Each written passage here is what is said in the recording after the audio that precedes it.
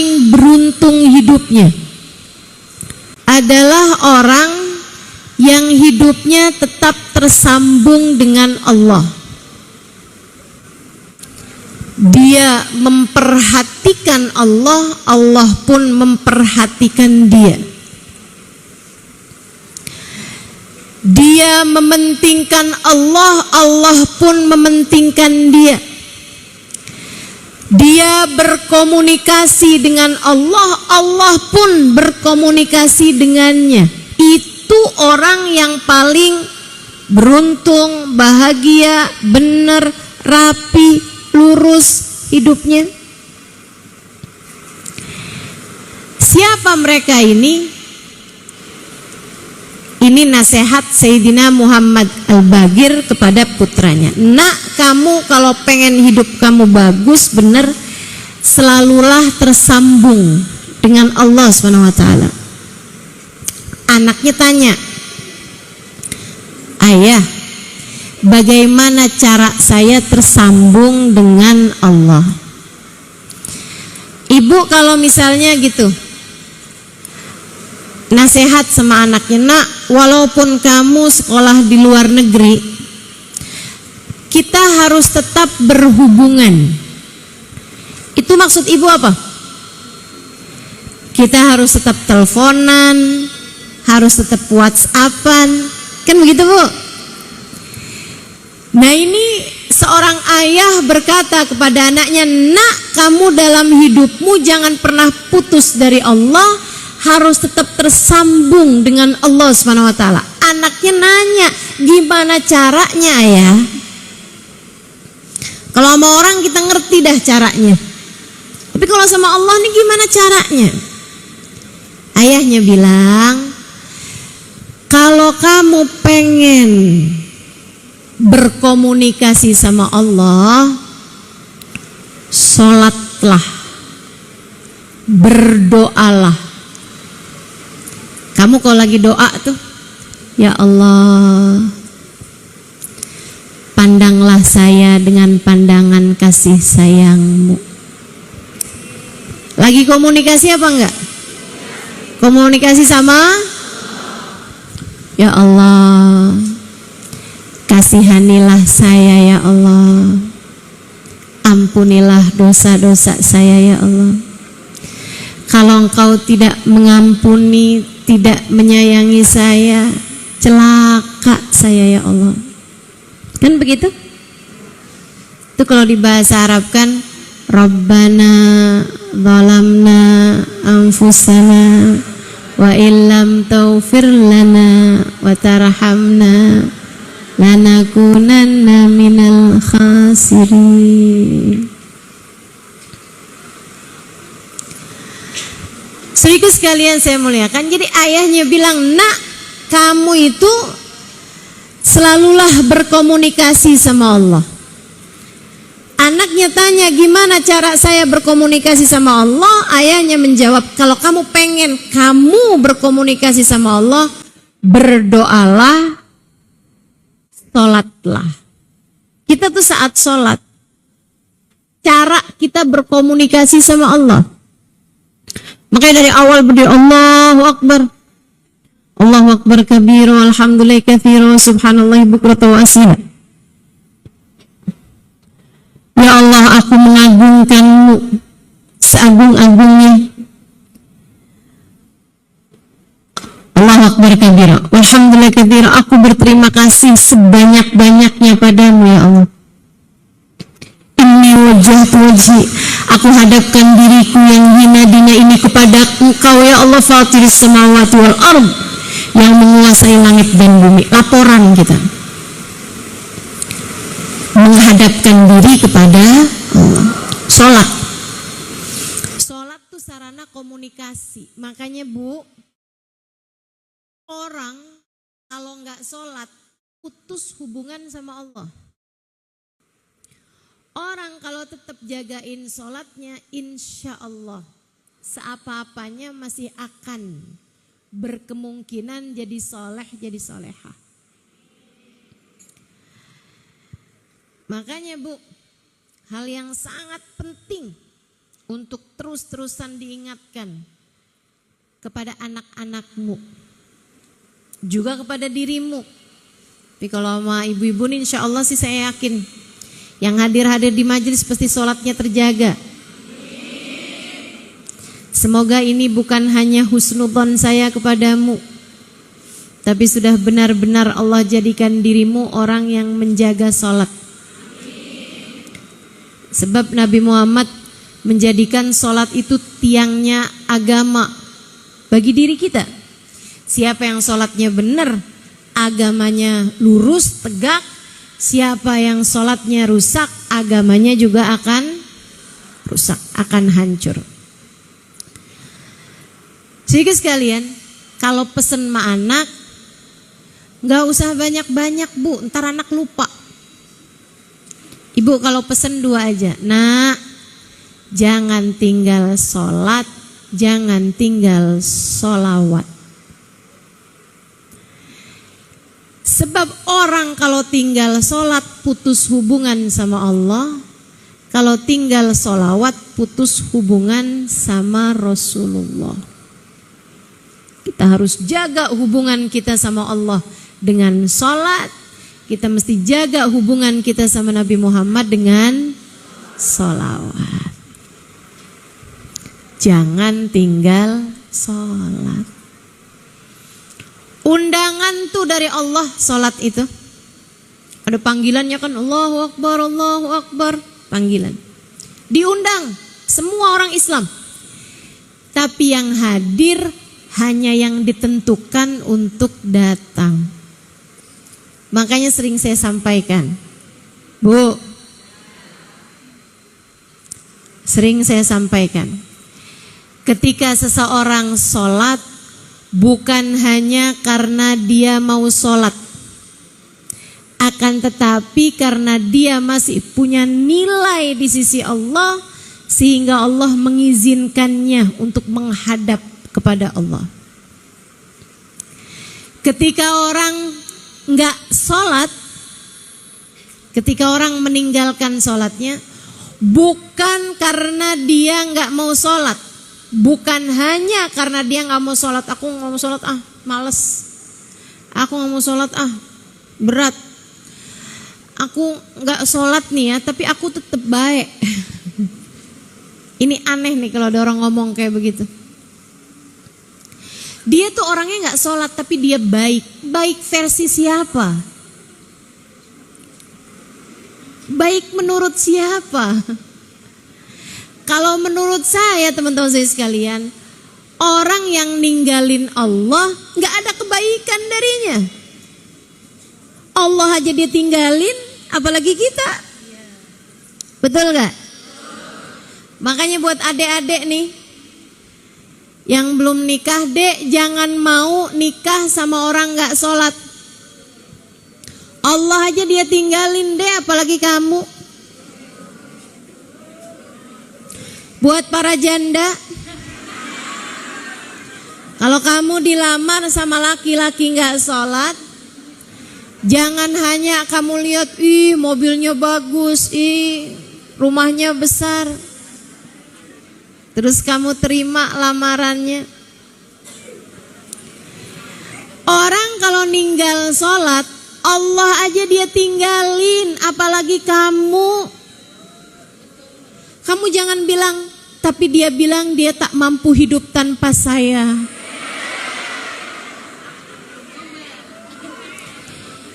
Itu namanya cinta monyet. Tungguin aja. Selagi masih ada cintanya, dia tidak meninggalkanmu. Tapi kalau cintanya udah habis, cintanya hilang, tinggal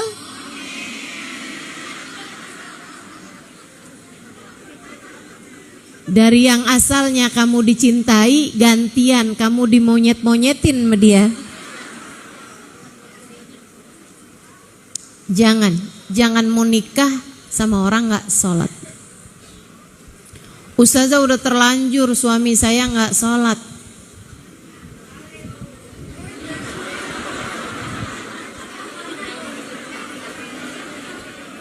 tinggalin boleh, jangan. Kalau udah terlanjur sih nggak boleh begitu. Kalau udah terlanjur, saudariku sekalian, ingat gini nih. Sholatnya suamimu nggak akan jadi hisab bagimu.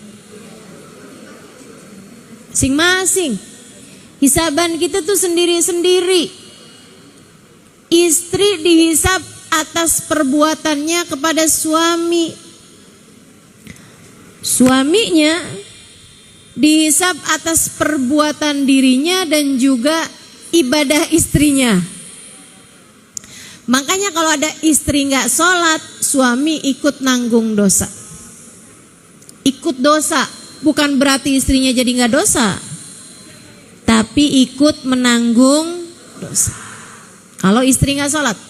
Kalau suami gak sholat, dia sendirian bu yang berdosa, kamu enggak. Ustazah, gimana ya caranya bangunin suami saya sholat subuh? Susah banget Ustazah. Lah kamu yang punya suami nanya sama saya.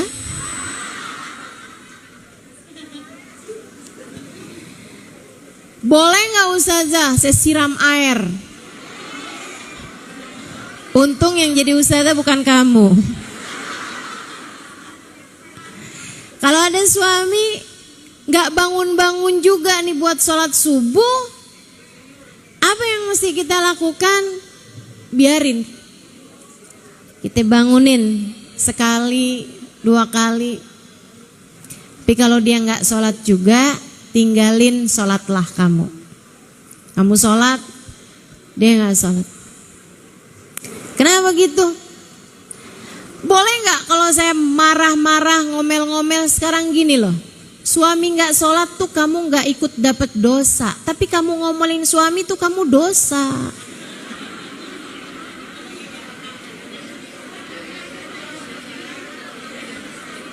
Suami gak sholat kamu gak dosa, tapi kalau kamu siram air ke suami kamu dosa. Ngapain mengerjakan sesuatu yang membuatmu berdosa untuk resiko yang kamu nggak dosa? Terus dibiarin aja gitu Ustazah, doain. Kalau kamu punya suami nggak sholat, apalagi anak-anak kamu udah besar-besar, doain, kesian. Bu, saya sih ngelihat orang gak sholat tuh kesian. Kapan lagi ada waktunya kita berbisik lirih ke bumi dan suara kita didengar sampai ke arsy? Kapan lagi kita bisa merasa dekat, lekat dengan pencipta kita lebih daripada saat kita sholat? Nabi Muhammad sampai bilang, Aqrab ma yakunul abad min rabbihi fahuwa sajid fa'akthiru fiha du'a faqamin an yustajabalah. Tempat terdekat seorang hamba dengan Allah Tuhannya adalah saat dia sujud. Maka berdoalah di saat sujudmu, sangat mungkin doamu diijabah oleh Allah Ta'ala. Maka belajar buat lebih menjaga sholat kita. Insya sholat, jika kamu ingin berbicara dengan Allah, sholatlah, berdoalah. Orang yang bagus sholatnya bakalan bagus hidupnya. Saya gak lagi doa, gak usah diaminkan. Saya cuma mau bilang, orang kalau sholatnya bagus, hidupnya bakalan bagus. Amin lagi.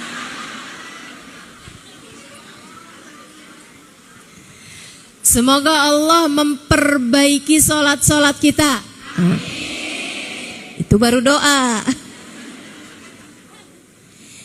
Orang kalau bagus sholatnya, pasti bakalan bagus hidupnya, Bu. Sebagaimana orang kalau sholatnya berantakan, sangat sulit untuk memperbaiki kehidupan. Ini hal pertama yang harus kita perbaiki. Kalau kita mau benerin hidup nih, hal penting untuk kita perbaiki adalah perbaiki sholat. Ibu-ibu saudaraku sekalian yang saya muliakan, kalau kamu ingin berbincang dengan Allah, sholatlah. Jangan tinggal sholat. Sampai ketika datang seseorang, dia mengadu kepada Nabi Muhammad, "Ya Rasulullah, inna jariyati sarakat mali." Saya punya budak wahai Rasul, perempuan. Budak perempuan, dia suka ngambilin duit saya, suka lumayanan. Ntar disuruh belanja, ada duit kembaliannya gak dibalikin. Ini dia ngaduin budaknya ya. Kalau sekarang suami-suami ini kalau ngaduin istrinya pada begitu. Kalau dia bilang buat bayar listrik berapa? Sebenarnya 300 dinaikin jadi 500.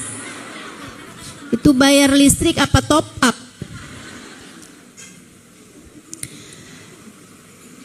Siapa yang suka kayak begitu?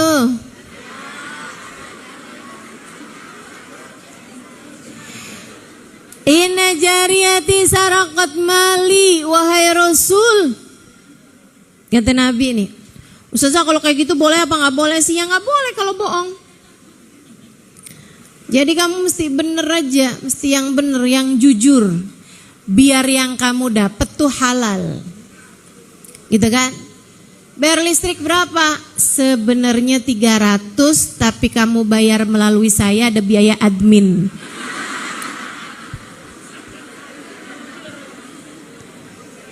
Kalau enggak ya kamu bayar-bayar sendiri dah.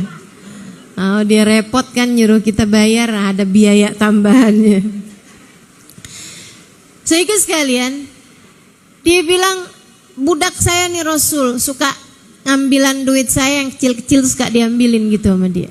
Nabi nanya, "Ahiyatu sholli?" Dia sholat apa nggak sholat? "Sholli ya Rasulullah." Ahiyatu sholli. Dia sholat, nggak tinggal sholatnya. Kata Nabi Muhammad, "Sholatuhu satanhahu anil fahsya'i wal munkar." Sholatnya kalau dia jaga, nih bu nih sholat nih, sifatnya sholat. Walaupun khusyuknya kurang, tapi asal jaga aja. Tiap waktu sholat dia sholat, tiap waktu sholat dia sholat, tiap waktu sholat dia sholat. Apalagi kalau dia jaga sholatnya dengan berjamaah. Allah bilang, "Inna sholata tanha anil fahsya'i wal munkar." Sungguhnya sholat akan menjaga seseorang. Sungguhnya sholat akan menjaga seseorang dari kemungkaran dan dari perbuatan-perbuatan dosa. Sholat akan menjaga seseorang, mencegah seseorang dari perbuatan-perbuatan dosa. Makanya ini saya yakin, ibu-ibu sholat? Sholat kan? Sholat. Saya tanya, ibu-ibu pernah bunuh orang? Gak pernah. Sholatmu mencegahmu dari membunuh. Ibu sholat? Ibu-ibu pernah judi? Nah kan, sholat ibu sudah mencegah ibu dari perbuatan judi. Ibu sholat? Apakah ibu melakukan praktek sihir? Enggak. Nyantet orang, cinta ditolak, dukun bertindak. Enggak kan? Sholatmu sudah mencegahmu dari sihir. Sholatmu mencegahmu. Ada di sini ibu-ibu yang suka mabok? Enggak. Sholatmu sudah mencegahmu dari hal itu. Paling maboknya perjalanan ya bu ya. Ibu cuman maboknya bisa dicegah dengan antimo. Tapi ibu saya tanya, ibu sholat? Ibu ngomongin orang?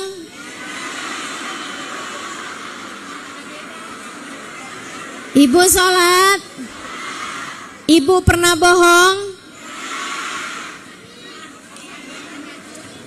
Sholatmu sudah mencegahmu dari dosa-dosa besar, tapi ternyata sholatmu belum bisa mencegah dari perbuatan dosa-dosa.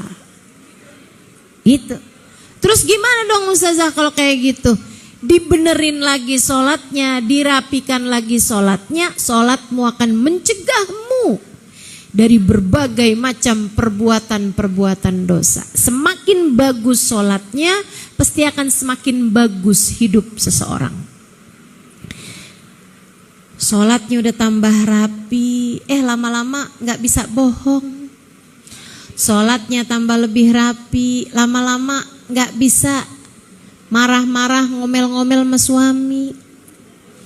Sholatnya tambah rapi, lama-lama gak bisa marah-marahin anak.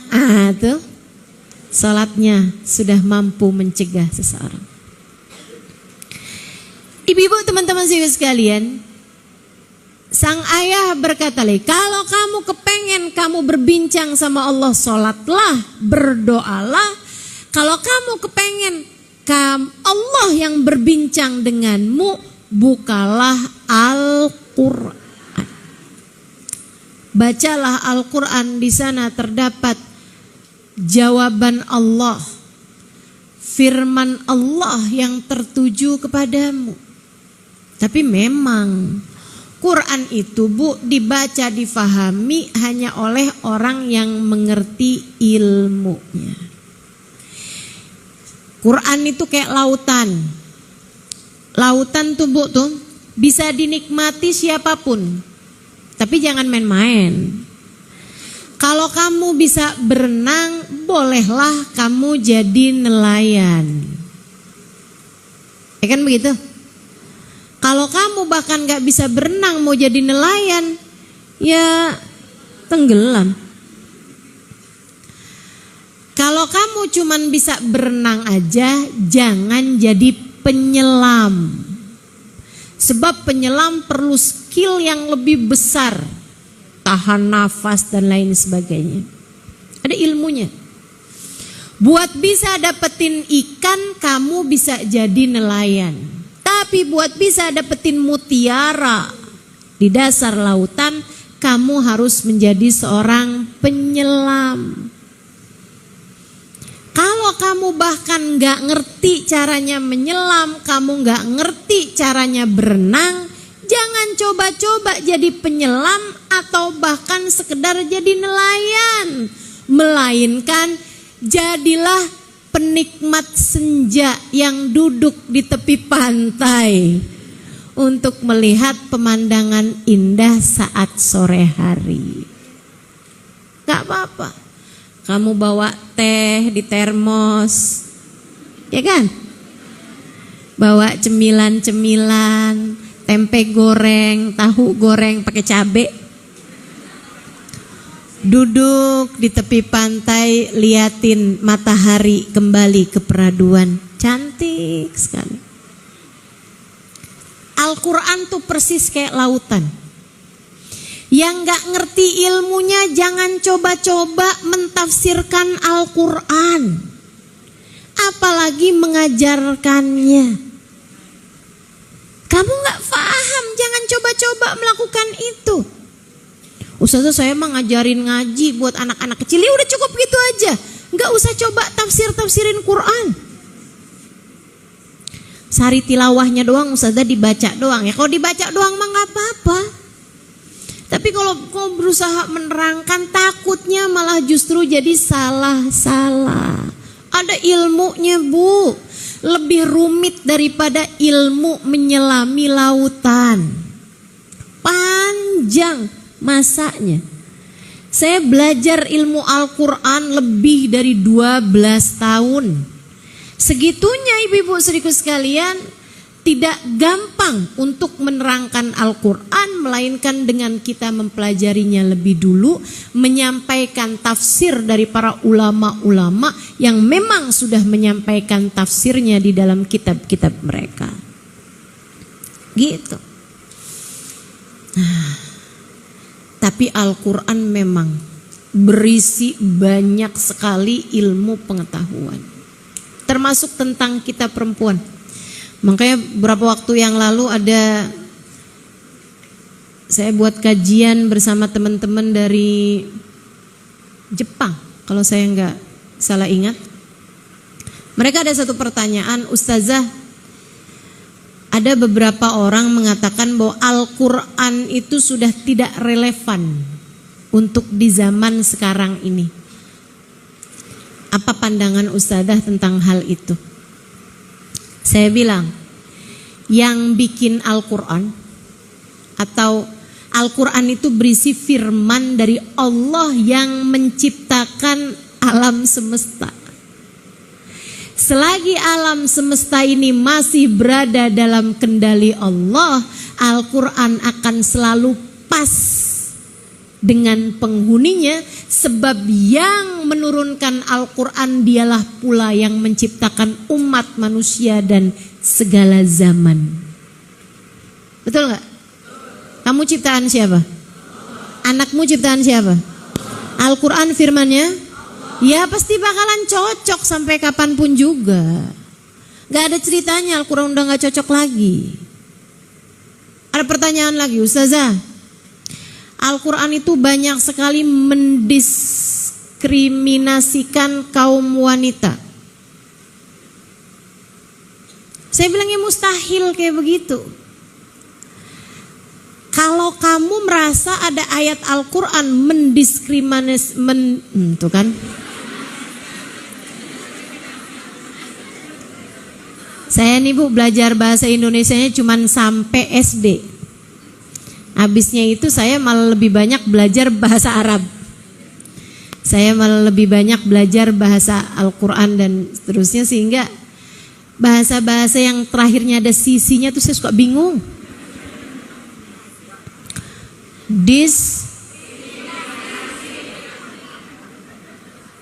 Kayak deket gak sih sama demokrasi, koalisi?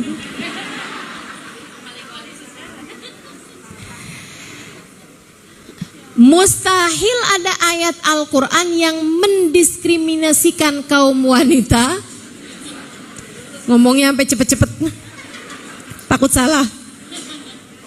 Kenapa? Sebab yang menurunkan Al-Quran dialah pula yang menciptakan kaum wanita. Tapi Ustazah, contohnya nih ayat tentang warisan. Oh gimana bunyinya?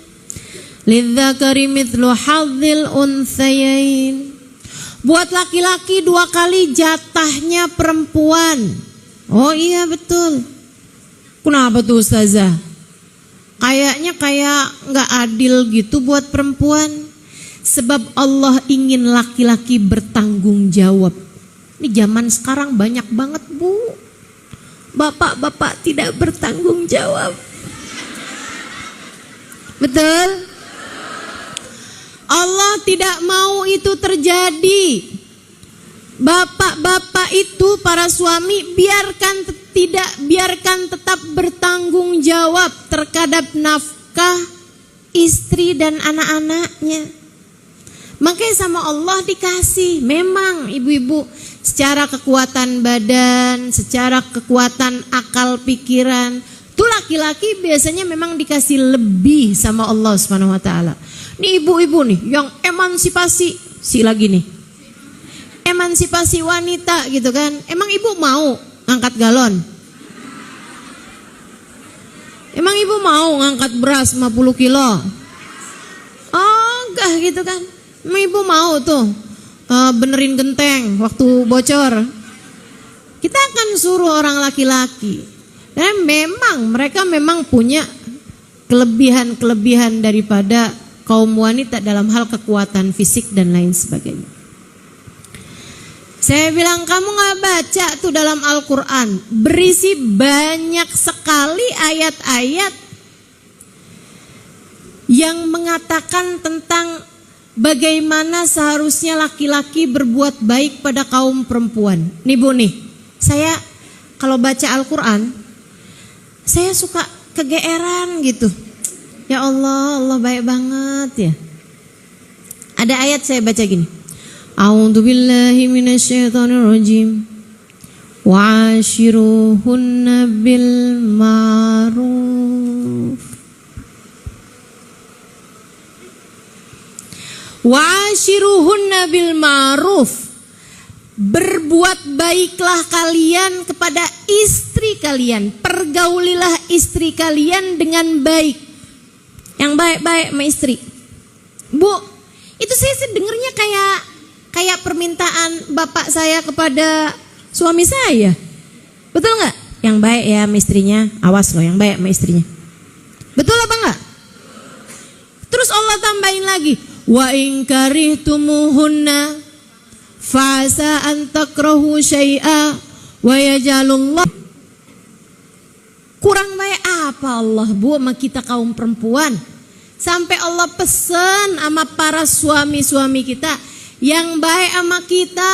Tapi saya nggak seneng sama dia ya Allah. Tapi saya terlanjur terjebak hidup bersamanya. Jangan. Wa in karihtumuhunna. Jika bahkan kamu gak demen sama dia sekalipun, gak seneng sama dia sekalipun, benci sekalipun sama dia, tetaplah berbuat baik padanya. Asa an takrahu syai'a wa yaj'alullahu fihi khairan katsira. Seringkali kamu paksain berbuat baik padanya, Allah akan kasih kepadamu kebaikan yang sangat banyak. Itu kayak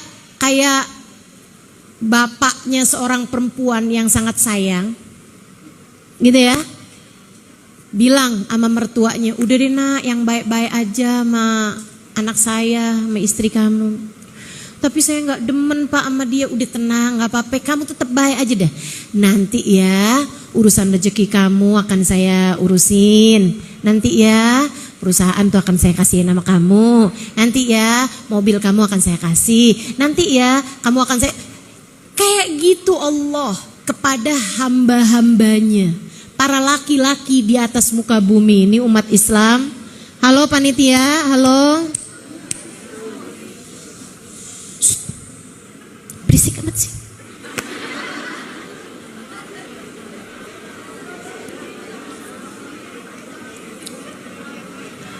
Ini yang ribut malah panitianya ya Bu ya.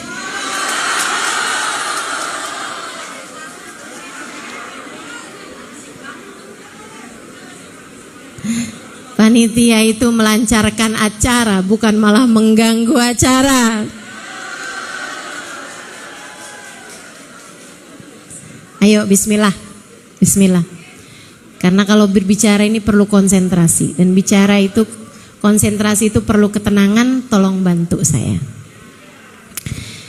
Teman-teman sekalian yang saya muliakan, jadi kalau kita membacanya dengan penuh ilmu, kita akan mendapati bahwa ayat Al-Quran penuh berisi dengan cinta kasih Allah kepada hamba-hambanya. Kalau kamu ingin berbicara dengan Allah, bacalah, sholatlah dan berdoalah. Kalau kamu kepengen Allah yang berbicara kepadamu, bacalah Al-Quran. Tapi kita tidak bisa memahami Al-Quran, kita tidak bisa mengerjakan sholat kecuali dengan ada yang mengajarkannya. Untuk itulah kita perlu tali kedua untuk bisa menyampaikan kita kepada Allah, yaitu baginda kita Nabi besar Muhammad. Dari mana kita ngerti sholat kalau bukan dari Nabi Muhammad? Dari mana kita ngerti caranya berdoa kalau enggak diajarin sama Nabi Muhammad? Makanya Bu, ketika ada orang lagi sakit banget, ditengokin sama Nabi Muhammad, terus dia bilang, Rasul doain dong saya biar cepet mati. Sama Nabi Muhammad bilang, jangan begitu. Kamu kalau harus berdoa karena enggak tahan lagi sama sakit, mudah. Dalam keadaan husnul, perlu diajarin sama Nabi kita Muhammad alaihissalam. Itu sebabnya Bu, orang tuh yang paling benar hidupnya yang paling dekat sama Nabi Muhammad. Karena Nabi tuh udah ngajarin semua-muanya. Dan ini ajaran agama Islam. Ibu-ibu sekalian, gak ada yang lebih indah daripada itu. Nabi ngajarin kita bukan hanya tentang cara menjalani kehidupan, cara berbuat baik, cara bersedekah, cara sholat, sampai cara potong kuku diajarin sama Nabi Muhammad. Ibu udah tahu? Kalau ibu bilang tahu, diamalin apa enggak? Kalau ibu bilang enggak tahu, kemana aja dari dulu-dulu? Ibu kalau potong kuku tuh Bu, mulai dari tangan kanan, telunjuk, habis itu ke tengah, habis itu ke jari manis, habis itu ke kelingking, habis itu ke jempol. Nah habisnya itu begini nih, secara berurutan, yaitu dari kelingking ke jari manis, ke jari tengah, ke jari telunjuk, ke jempol. Atau cara yang kedua, telunjuk tadi tuh kanan, tengah, jari manis, jari kelingking, jempolnya entaran. Ke sini dulu nih, ke kelingking, ya dari kelingking tadi tuh ke kelingking gitu ya. Terus sampai ke jempol, baru abisnya jempol ditutup lagi pakai jempol. Kayak orang lagi bikin lingkaran. Diajarin sama Nabi Muhammad alaihissalam. Terus diajarin lagi sama Nabi. Kalau potong kuku tuh jangan gegarukan, jangan makan sebelum cuci tangan. Sampai segitunya Nabi Muhammad sallallahu alaihi wasallam ngajarin.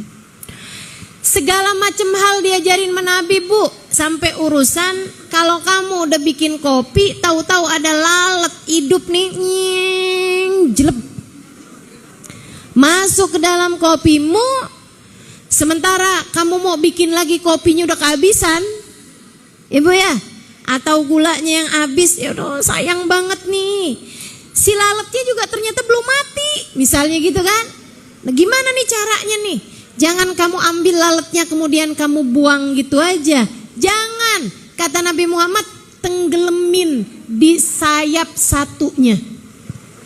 Coba nih, memastikan kepadamu betapa beliau adalah Rasul utusan Allah Subhanahu wa ta'ala yang telah mengajarkan kepada kita segala macam hal dalam kehidupan.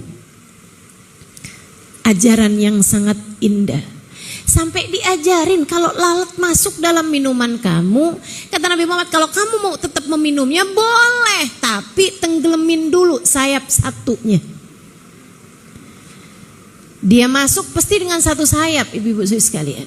Kata Nabi, fa inna fi ihda janahaihi da wa fil akhar dawa. Tenggelamin di sayap satunya lagi. Set, tenggelamin, habis itu buang. Jangan kemudian kamu camil.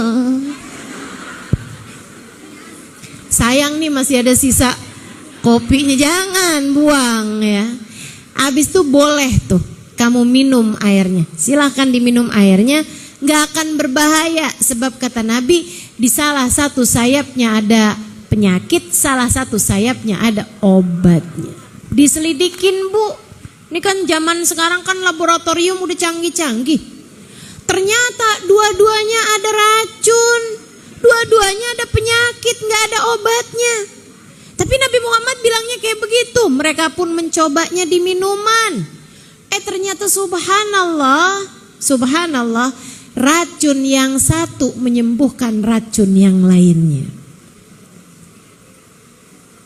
Nabi kalau ngomong gak akan pernah salah. Sebab semua ucapan Nabi Muhammad adalah wahyu dari Allah. Karenanya Bu, orang kalau hidupnya pengen bener nih mesti terhubung terus sama Allah. Nah buat terhubung sama Allah kita mesti ngikutin jalannya Nabi besar Muhammad. Ikutin sunnah-sunnahnya Nabi, cara hidupnya Nabi, cara bicaranya Nabi, cara makannya Nabi, cara tidurnya Nabi. Bener semua tuh. Bener semua. Orang kalau ngikutin jalan hidup Nabi, ya Allah Bu, hidupnya terarah, hidupnya bagus. Tapi kan sunnah Nabi banyak ustazah. Sunnah Nabi kan besar-besar. Saya putus asa buat ngikutin sunnah-sunnahnya Nabi Muhammad. Jangankan kita, ulama-ulama besar sekalipun mustahil bisa mengikuti 100% sunnahnya Nabi Muhammad. Mustahil. Gak ada orang bisa hidup kayak cara hidupnya Nabi Muhammad 100% tuh gak ada Bu. Sebaik apapun orang itu. Apalagi yang kayak kita nih Ibu. Nabi Muhammad sholat malam sampai bengkak telapak kakinya. Ibu bengkak telapak kaki gara-gara apa? Asam urat, kolesterol. Boro-boro sholat malam sampai bengkak telapak kaki, tarawih aja ngitung rokaat mulu. Nyarinya masjid yang paling cepat, malah nyarinya masjid yang paling sedikit rokaatnya. Siapa tuh? Insyaallah. Yang di sana 20 tambah 3. Yang situ 8 tambah 3. Kayaknya kalau ada masjid yang bikin traweh 2 rakaat, orang-orang Bekasi bakalan ikut yang itu kayaknya. Masya Allah. Ibu-ibu sekalian, Nabi sholat malam sampai bengkak telapak kakinya. Mustahil buat kita ikutin Bu, mustahil. Nabi hatinya tidak pernah menyimpan kebencian terhadap siapapun. Mustahil kita bisa ngikutin. Pasti ada aja rasa kesel sama orang, rasa sebel sama orang, kan begitu. Maka kalau saya bilang bahwa kita mesti ngikutin jalan hidupnya Nabi, yang ringan-ringan, yang kecil-kecil, yang kita masih bisa ngikutinnya. Sekedar masuk ruangan kaki kanan, keluarnya kaki. Masuk kamar mandi kaki, keluarnya kaki. Kalau makan sambil duduk, pegang makanan dengan tangan. Diawali dengan bismillah, diakhiri dengan hal-hal yang seperti ini nih, hal-hal kecil. Kayak tadi tuh yang saya sampaikan tentang cara potong kuku. Cara potong kuku mau kayak gimana juga kepotong semua Bu. Nah daripada kamu potong kuku gak dapat pahala, kan mendingan potong kuku pakai pahala. Enak sama-sama potong kukunya, sama-sama kukunya jadi pendeknya. Kenapa kita gak mau dapat pahala? Cara minum, nah ini kebetulan saya haus. Pegang minuman pakai tangan, diawali dengan bismillahirrahmanirrahim.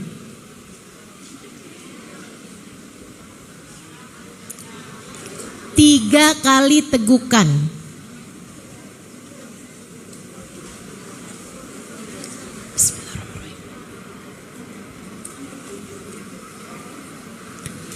Alhamdulillahilladzi ja'ala hadzal ma'adzban furatan bifadlih wa lam yaj'alhu milhan ujajan bidunubina. Enggak hafal. Alhamdulillahilladzi ja'ala hadzal ma'adzban furatan bifadlih wa lam yaj'alhu milhan ujajan bidunubina. Enggak hafal, ya tahu saya. Kayaknya kalau urusannya ngajarin doa ini nih sampai maghrib nih. Ya Allah, terima kasih Engkau telah jadikan air ini tawar dan mudah kami dapatkan dengan rahmat-Mu ya Allah. Dan tidak menjadikan air ini asin ataupun susah kami dapatkan disebabkan karena dosa-dosa kami.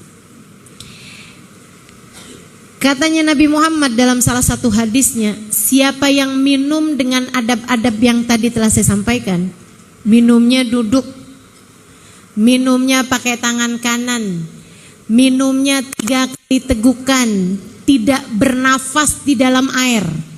Jadi salah tuh kalau minum glok. Kan gitu kan? Kalau minumnya glok kan nafas keluar masuk. Itu nggak bagus.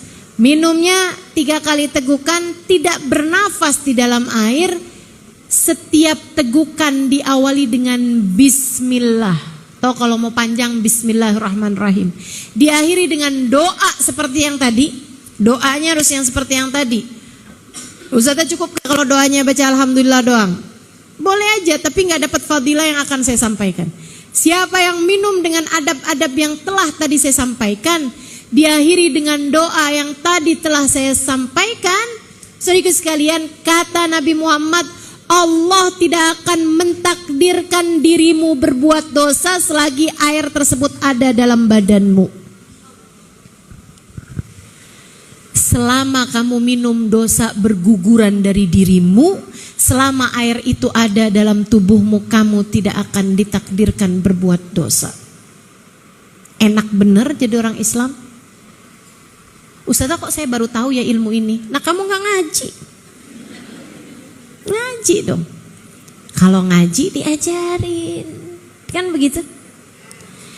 Ngikutin ajarannya Nabi Muhammad, gak ada yang pernah keliru, Bu. Enak semua, bagus semua. Ibu, saya ceritain. Saya ada dapetin hadisnya Nabi di masa saya sekolah dulu di Al-Anwar, Sarang, Rembang, Jawa Tengah. Saya mondok tempatnya Kiai Haji Maimun Zubair 3 tahun.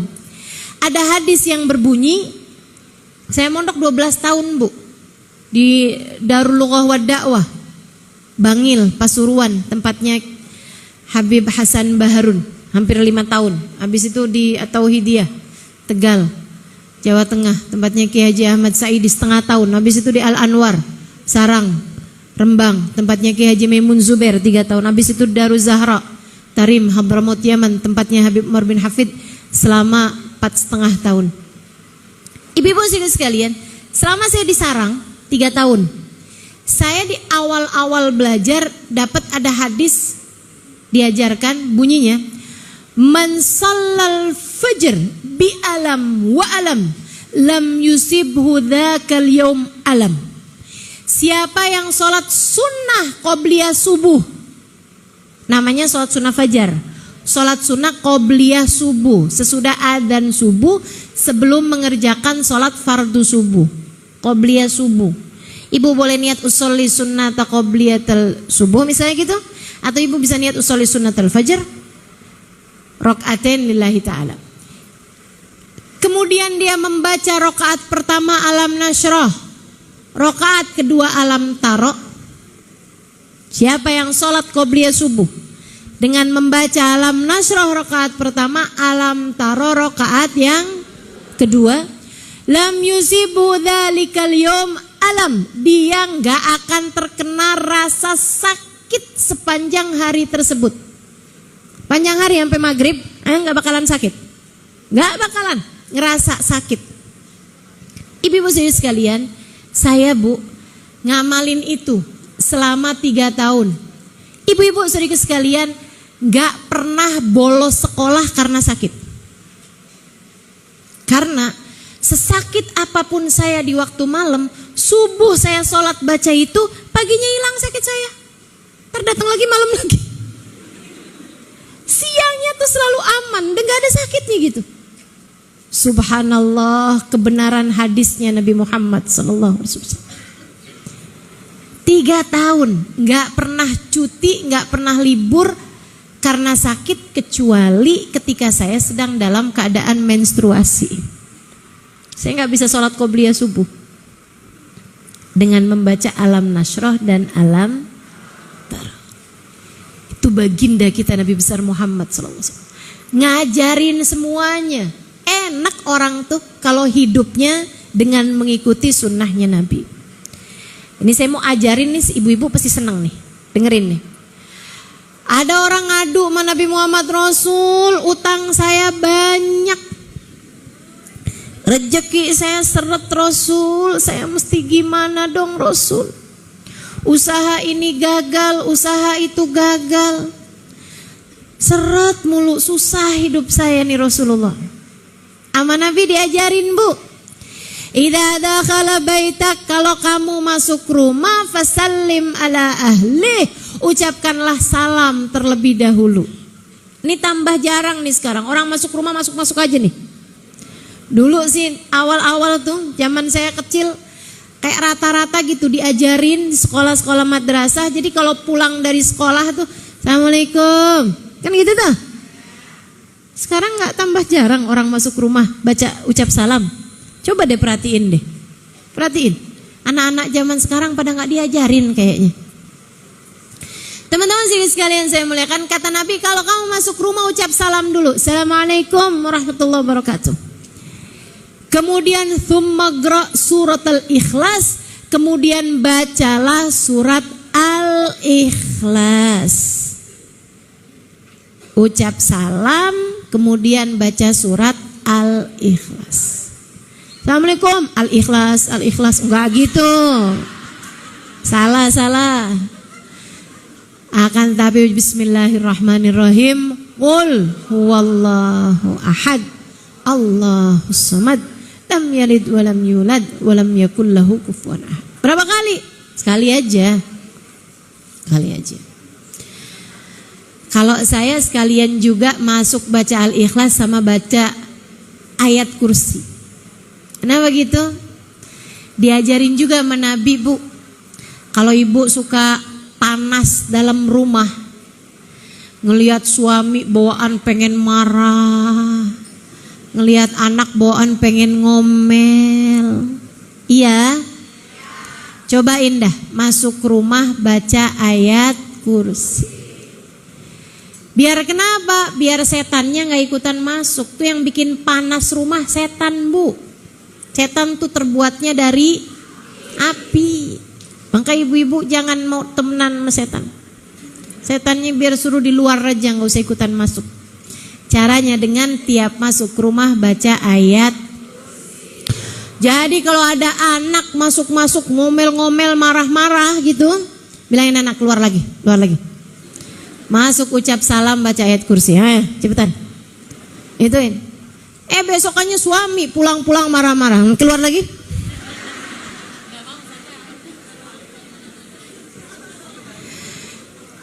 Baca surat al-ikhlas tiap masuk rumah. Kata Nabi Muhammad kepada sahabat ini, diamalin, lebek ya Rasulullah.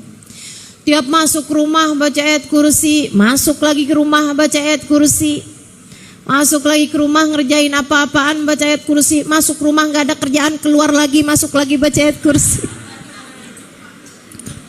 Terus dia amalkan sebulan, 2 bulan, 3 bulan, 4 bulan. Beberapa waktu kemudian datang lagi dia sama Nabi Muhammad, ya Rasulullah, sadaqta wa sadaqallah. Wahai Rasul, engkau telah benar sebab Allah telah benar. Sebab semua ucapan Nabi Muhammad wahyu dari Allah SWT. Kata Nabi, kenapa? Saat ilayya dunia. Dunia udah jadi lebar buat saya wahai Rasulullah. Dakhalatid dunya ila baitina wa nahan raghibin. Dunia udah masuk nih ke rumah kami, kayaknya bukan dari pintu aja, dari jendela-jendela juga.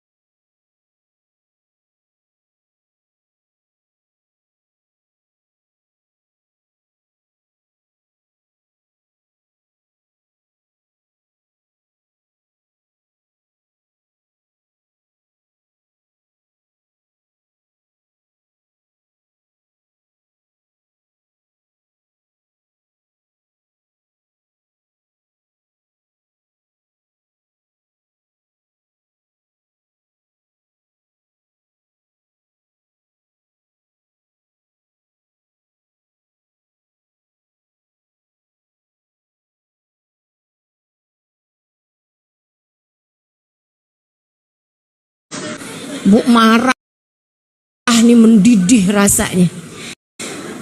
Daripada ibu ngomel-ngomel nanti bakalan ibu seselin, ya Bu ya. Mendingan segeralah pergi berwudu. Kalau wudu nggak mempan, mandi. Kalau mandi nggak mempan, rendeman aja dulu. Terus ditanya sama suaminya, kamu di mana sih? Di bak. Nggak punya kolam renang, berendangnya di bak.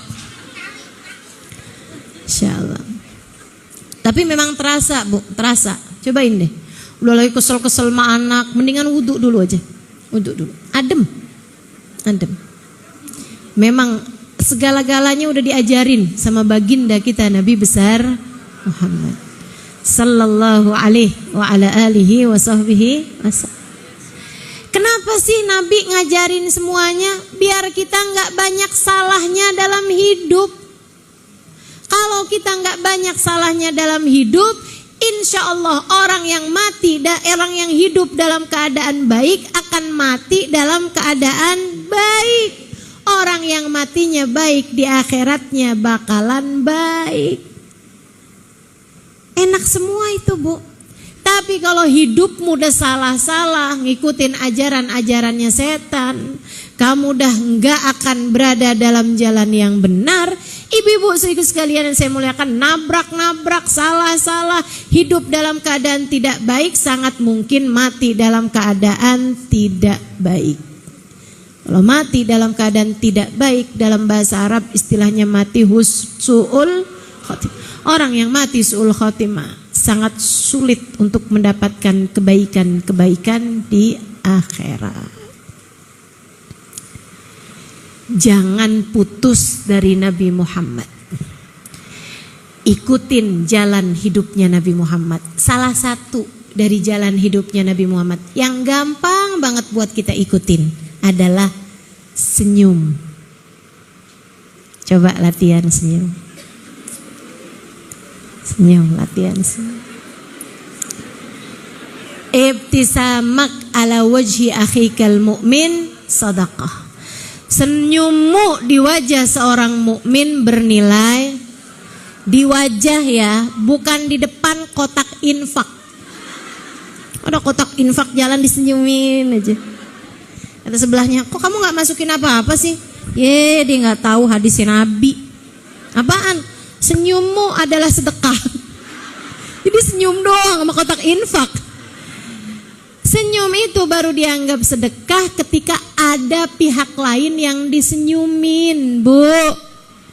Ala wajhi akhikal mu'min. Di wajah seorang yang beriman. Ustazah, saya tuh udah senyum Ustazah, lebar. Dianya cemberut aja Ustazah. Saya kan sakit hati. Jangan. Seharusnya kamu bersyukur. Kenapa gitu? Nabi Muhammad bilang dalam salah satu hadisnya, idza taqal musliman fatasafaha nazalat ilaihi ma sab'ina rahmah. Apabila ada dua orang muslim, laki-laki sama laki-laki atau perempuan sama perempuan, bertemu kemudian keduanya berjabat tangan, turun kepada keduanya 70 rahmat. Baginya gimana Rasul, seorang separuh apa gimana nih? Kata Nabi enggak gitu. Akan tetapi tis'ah wasittuna minha liman aktsaruhuma ibtisama. 69 rahmat diborong sama yang paling banyak senyum di antara keduanya.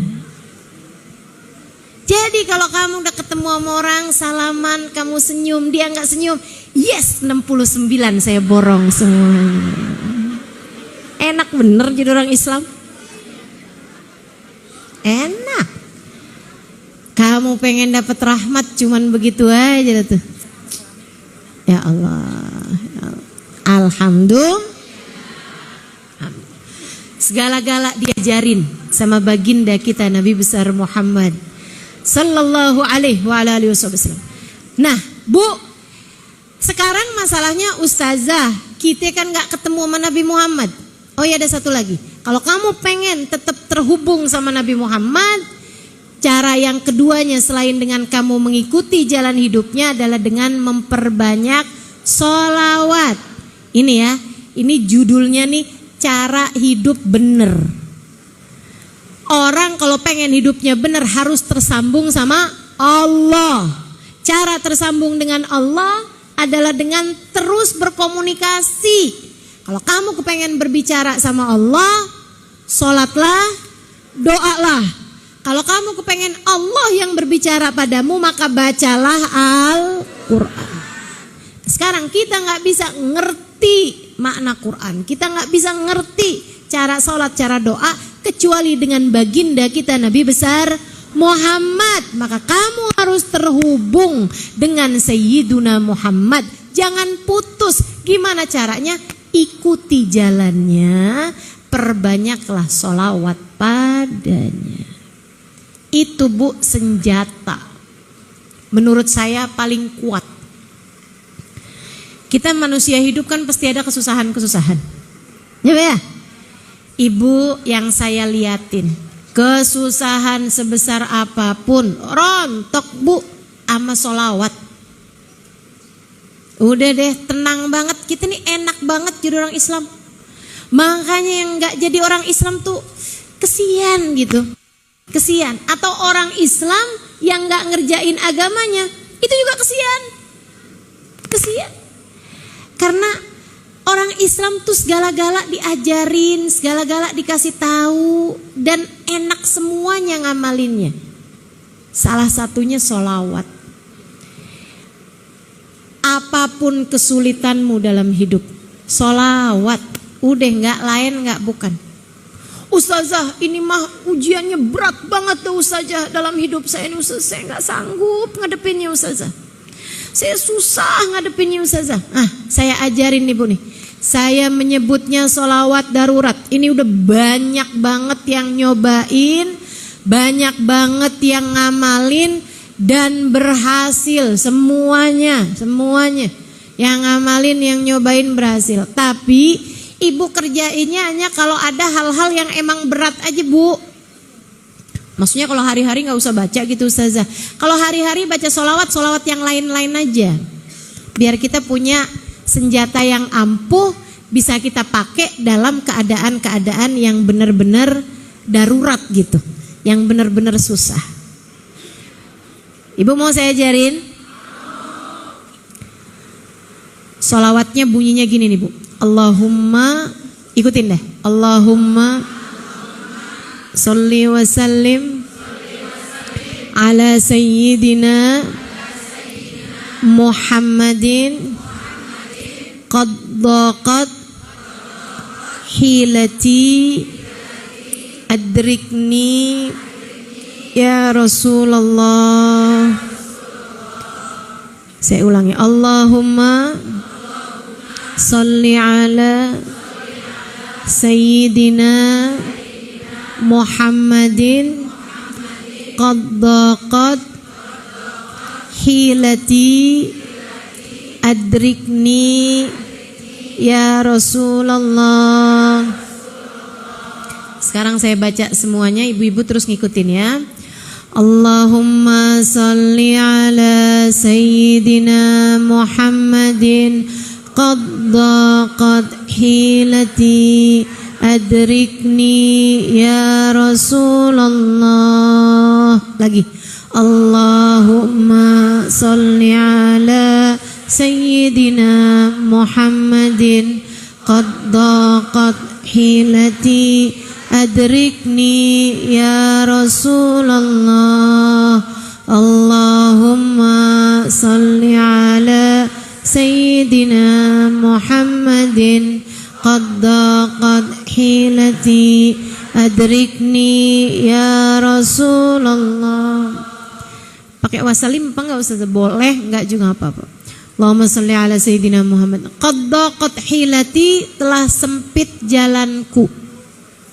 Ya Allah, sampaikanlah salawat salam kepada baginda kami Nabi Muhammad. Qad daqat hilati, qad qaf sama dal, daqat do panjang, qaf sama ta. Qad daqat hilati Adrikni ya Rasulullah. Qad, qaf sama dal. Boqot, bo panjang terus qaf sama ta.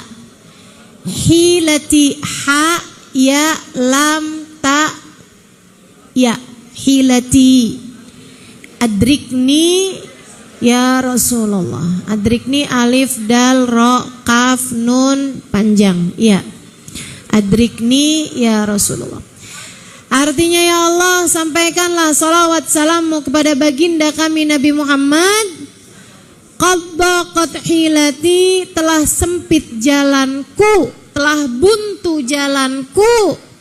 Artinya saya udah gak ngerti lagi nih mesti ngapain nih. Qad daqat hilati, telah sempit jalanku. Adrikni ya Rasulullah, syafaatilah aku wahai Rasulullah. Tolonglah aku, syafaati aku wahai Rasulullah. Minta tolong sama Nabi Muhammad, minta syafaat Nabi Muhammad. Karena beliau adalah wasilah kita menuju Allah. Pintu menuju Allah. Emang Nabi Muhammad bisa ustazah ngasih kita jalan keluar, solusi dan lain sebagainya gitu? Nggak bisa Bu, yang bisa Allah. Akan tetapi kalau kita doa nggak pakai wasilah Nabi Muhammad nih, ya kita kan dosanya banyak. Kita kan hamba yang penuh dengan noda-noda, dengan aib, dengan kekurangan. Sholat belum benar, ibadah belum benar. Nah kita makanya pakai Nabi Muhammad sebagai perantara kita. Pakai jalan lewat Nabi besar Muhammad. Sebab kalau Nabi Muhammad kita mintain syafaat, nabinya nanti yang akan ngebelain kita, nabi yang akan memohonkan hajat kita kepada Allah. Sakit, ekonomi lagi sulit, hati lagi sempit, apapun aja Bu masalah ibu. Dah, solawatan yang banyak. Kalau lagi susah-susah, solawatan yang banyak. Liatin. Tungguin aja sehari, 2 hari, 3 hari, 4 hari. Subhanallah. Jalan keluar yang begitu indah. Waktunya udah terbatas, saya gak mau cerita panjang lebar tentang hal ini. Pokoknya percaya aja sama saya. Ya Bu ya, solawat senjata paling ampuh untuk kita menghadapi berbagai macam kesulitan dalam kehidupan. Nah Bu, Nabi Muhammad gak bisa kita kenali, gak bisa kita tauin kehidupannya kecuali dengan ada tali ketiganya nih yang nyampe kepada kita, namanya para ulama. Kalau hidup kamu kepengen benar, ikuti, cintai, sayangi para ulama. Kata Nabi Muhammad, saya ti zaman ala ummati, akan datang waktu kepada umatku ya firruna minal ulama, ada orang-orang yang gak demen sama ulama. Ibu ketemu orang-orang yang gak demen sama ulama? Ibu ketemu orang-orang yang gak demen sama kiai, gak demen sama habaib, gak demen sama ustazah, gak demen sama ustaz? Ketemu? Yang kalau disebut pengajian kayak alergi gitu. Yang kalau dengerin ceramah kayak nyari-nyari pembenaran gitu. Allah, siapa bilang kayak begitu? Terpinter ngomong aja tuh ustazahnya tuh. Ada yang begitu? Kalau diajakin jalan-jalan, pergi ke mall, ya ampun semangatnya luar biasa. Giliran diajakin ke pengajian, ada aja alasannya, ada.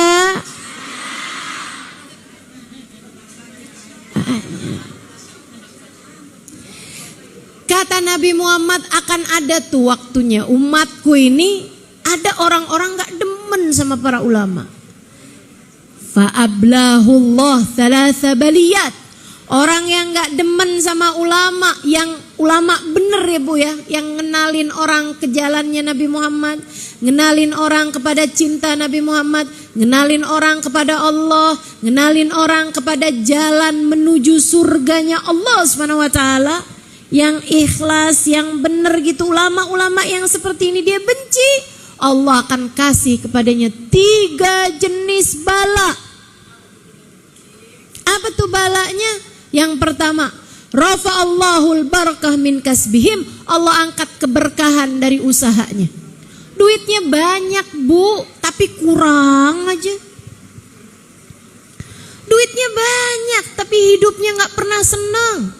Kurang aja rasanya. Ampe yang haram-haram aja dia mau.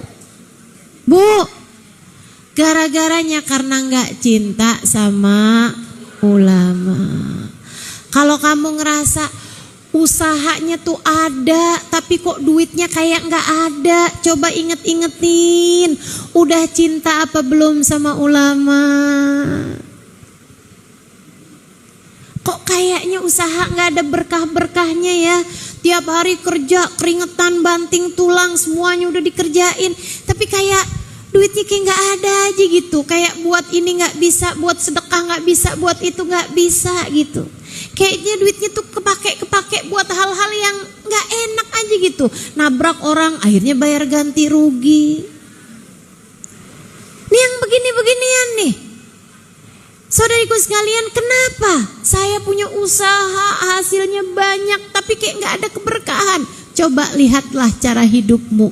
Mungkin dalam hatimu kamu benci terhadap para ulama.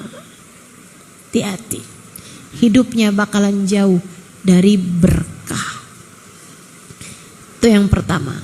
Yang kedua, fawallahu Allah waliyan zaliman.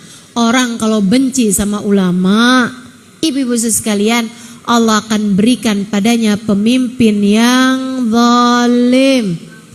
Pemimpin yang zalim tuh bu, nggak harus presiden, nggak harus gubernur, nggak harus bupati, nggak harus wali kota, nggak harus camat, nggak harus lurah.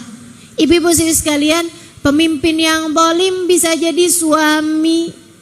Pemimpin yang zalim bisa jadi atasan di pekerjaan. Pemimpin yang zalim, orang yang menguasai kehidupan kita tapi dia zalim pada Allah SWT. Kan gak enak banget ya bu ya. Punya suami galak banget, punya suami pelit banget. Enak apa gak enak? Nah, coba liatin. Mungkin kamu gak cinta sama para ulama. Bawaan ngomongin mulu, ada ustadz diomongin, ada ustadzah diomongin. Gak demen sama para ulama. Kalau yang hadir di sini sih aman. Orang kalau cinta sama ulama ya tinggal dibalik aja. Orang kalau cinta sama ulama, Allah bakal beri keberkahan dalam kehidupannya. Dan yang kedua, Allah akan jadikan orang-orang di sekelilingnya menyayangi dia. Yang terakhir paling mengerikan katanya Nabi Muhammad, orang kalau benci sama para ulama, Allah akan angkat iman dari dalam hatinya di saat ajal datang menjemputnya, hingga dia mati dengan terangkat imannya, mati dalam keadaan su'ul khatimah, mati tidak sebagai umat Islam. Na'udzubillah min dzalik, na'udzubillah min dzalik, na'udzubillah min dzalik. Udah banyak banget bu pengalamannya, udah banyak bener ajaran-ajarannya ini. Ibu-ibu sekalian, dulu ada seorang anak pulang madrasah, ditanyain sama bapaknya, gimana nak?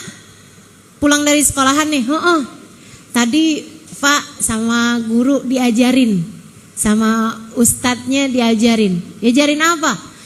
Diajarin buat bersiwak sebelum wudhu, pakai kayu siwak tuh, buat gosok gigi tuh, belum wudhu. Sama diajarin pakai kayu siwak sebelum sholat. Nah, coba lihat-lihat. Diambil metu bapaknya nggak senang sama ulama, nggak senang sama ilmu agama.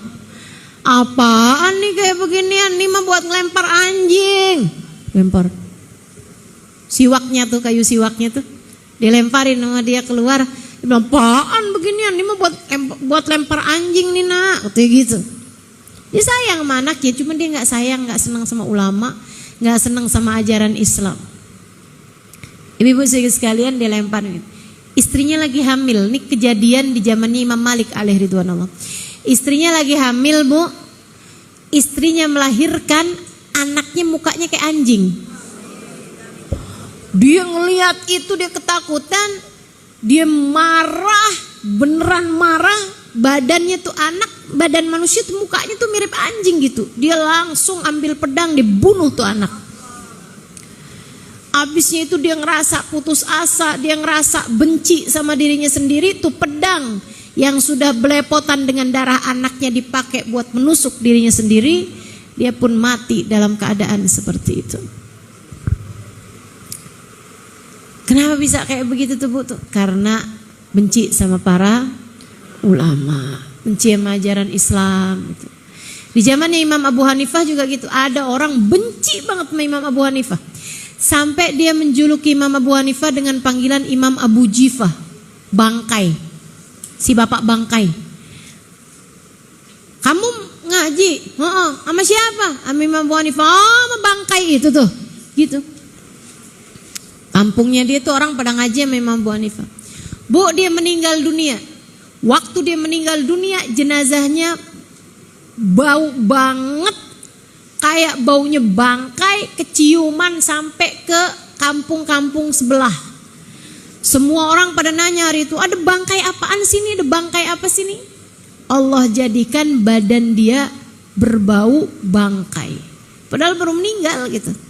Kenapa tuh kayak begitu? Karena dia tidak cinta sama ulama, karena dia benci sama Imam Abu Hanifah yang adalah seorang ulama yang soleh. Nah, nih udah saya kasih tahu caranya hidup benar. Ibu, ke Allah, ke Rasulullah lewat para ulama. Kita lewat para ulama buat kenal Rasulullah, buat kenal Allah. Kita lewat Rasulullah untuk bisa disayang-sayang sama Allah. Benar hubungan kita sama Allah, benar hubungan kita sama Rasulullah, benar hubungan kita sama para ulama, dengan kita sayang, dengan kita cinta sama mereka, insya Allah akan lurus dan benar pula lah kehidupan kita. Sehingga kalau kita hidupnya lurus, kita mati dalam keadaan lurus. Kita mati dengan berbekal iman. Kita mati dengan membawa Islam. Kita mati dengan membawa cinta kepada Allah, kepada Rasulullah, kepada para ulama dan orang-orang saleh. Sehingga di hari akhirat nanti Allah perkenankan kita untuk berjumpa dengan Allah, sedangkan Allah ridha kepada kita. Allah perkenankan kita untuk bertemu Rasulullah, sedangkan Rasulullah ridha kepada kita. Allah perkenankan kita untuk berada dalam rombongan orang-orang soleh, berada dalam rombongan para ulama, berada dalam rombongan para syuhada, berada di belakang baginda Nabi besar Muhammad sallallahu alaihi wa alihi wasallam, insyaallah.